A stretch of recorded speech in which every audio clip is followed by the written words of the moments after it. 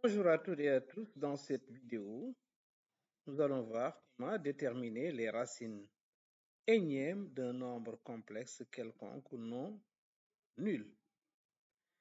Alors, c'est toujours le cours sur les nombres complexes. Ici, c'est la leçon 7. Vous pouvez également, c'est en terminale S, la leçon 7 sur les nombres complexes. Vous pouvez également suivre sur la chaîne Math Academy les autres leçons. Alors, donc à l'issue de ce cours, vous devez être capable de trouver les racines énièmes d'un nombre complexe non nul quelconque. Alors, on y va. Racine énième d'un nombre complexe non nul. Voici la définition. Soit n, un entier naturel non nul. Z, un nombre complexe non nul. On suppose que le module de Z, c'est ρ. Et un argument de Z, c'est phi. Donc phi, c'est un argument de Z. Et ρ, c'est le module de Z. Maintenant, on appelle racine énième de Z les nombres complexes petit z tels que petit z à la puissance n donne grand Z. Détermination des racines énièmes de grand Z.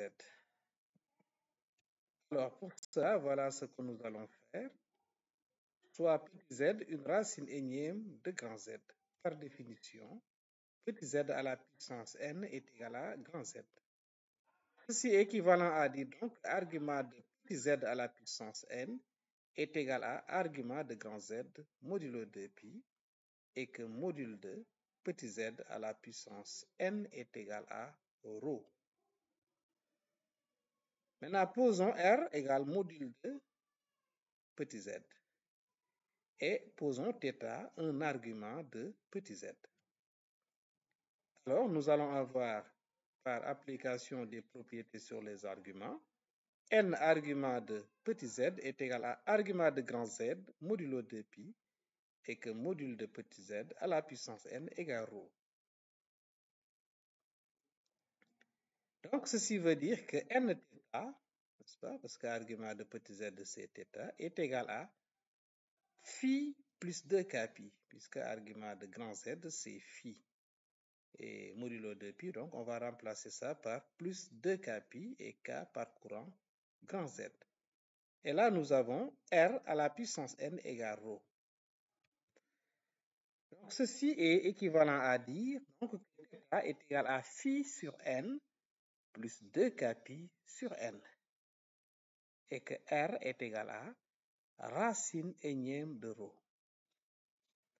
Maintenant, le K parcourt grand Z. Ainsi donc, nous pouvons dire que petit z s'écrit racine énième de ρ exponentielle de I phi sur n plus I de kπ sur n avec K qui appartient à Z. Théorème. Les racines énièmes d'un nombre complexe non nul Z de module ρ et d'argument phi sont les nombres complexes ZK égale à racine énième de ρ exponentielle de I phi sur n plus I de kπ sur n avec K qui varie donc de 0 à n-1 pour les avoir toutes. Remarque, Z grand Z donc admet alors n racines énièmes, puisque quand on fait varier K de 0 à n-1, on trouve n et que toutes ces racines énièmes-là sont distinctes. Maintenant, on peut écrire ZK sous la forme ZK est égal à, l'autre remarque, racine énième de ρ exponentielle de I phi sur n plus I de kπ sur n. Ce qui veut dire que ça, c'est égal à racine énième de ρ exponentielle de I phi sur n que multiplie exponentielle de I de kπ sur n. Maintenant, racine énième de ρ exponentielle de I phi sur n, ça c'est Z0, ça c'est Z0 qui correspond à K égale 0, que multiplie ce qu'on retrouve, c'est ce qu'on avait cherché dans l'autre chapitre sur les racines énièmes de l'unité. Donc, ce sont les oméga K multipliés par oméga K. Avec oméga K égale exponentielle de I de Kpi sur N, qui est bien une racine énième de l'unité. Pour K variant de 0 jusqu'à N moins 1. On obtient ainsi donc, on peut dire qu'on obtient les racines énièmes d'un nombre complexe non nul Z en multipliant l'une d'elles par les racines énièmes de l'unité. Exemple, de déterminer les racines cubiques de grand Z qui est égal à moins 4 plus 4i racine de 3. Réponse. Voilà, pour faire ça, il faut effectivement trouver le module de grand Z et un argument de grand Z. Voilà, donc on a grand Z qui est égal à moins 4 plus 4i racine de 3. Donc là, nous pouvons l'écrire, on peut mettre 8 en facteur, qui est le module. 8 facteur de moins 1 demi plus i racine de 3 sur 2. Et là, sous forme trigonométrique, c'est 8 cosinus de 2pi sur 3 plus i sinus de 2pi sur 3. Voilà donc pour Z, pour grand Z, on sait que c'est ça, c'est ce qu'on avait dans l'autre page. Maintenant, on connaît le module de Z, ainsi, le module de Z c'est 8. Un argument de Z c'est 2pi sur 3.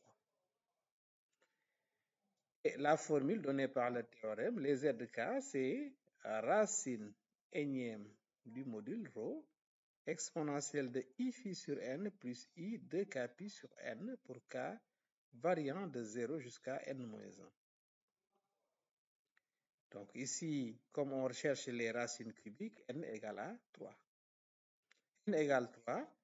Et si on calcule phi sur 3 plus 2 kpi sur 3, ça va nous donner, on remplace phi par sa valeur, phi c'est égal à 2pi sur 3. 2pi sur 3, le tout sur 3, ça va donner 2pi sur 9 plus 2kpi sur 3.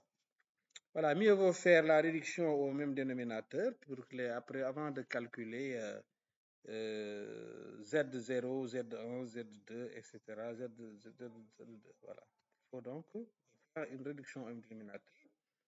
Donc, ça donne 2pi sur 9 plus 6k pi sur 9.